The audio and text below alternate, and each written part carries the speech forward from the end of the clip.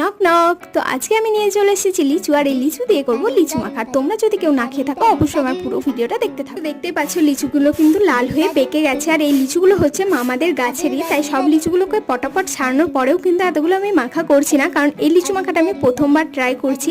আর যদি খেতে না ভালো হয় তাহলে কিন্তু সব লিচুগুলো নষ্ট হয়ে যাবে, সে কারণে আমি 8টা মতো লিচু নিয়েছিলাম। তারপর আর কি সব লিচুগুলোর খোসা ছাড়িয়ে এরপর একটা চাকু দিয়ে কেটে এর বীজটাকে বার করে নেব।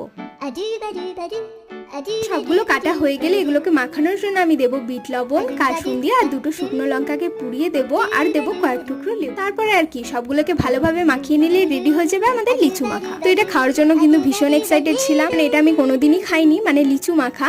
তো এটা খেতে সত্যি কথা বলতে ভীষণ ভালো লেগেছে, আর তার সাথে লেবুটা কিন্তু আরো বেশি ভালো লেগেছে। আর আমি বলবো এটা যেহেতু লিচির সিজন, তাই তোমরা একবার হলেও ট্রাই করে দেখো, বেশ ভালো লাগবে। আর সব শেষে পঙ্গপালগুলো এসে ভাগ বসালো। তো চলো আজকের মতন টাটা, দেখা হচ্ছে নেক্সট কোনো ভিডিও।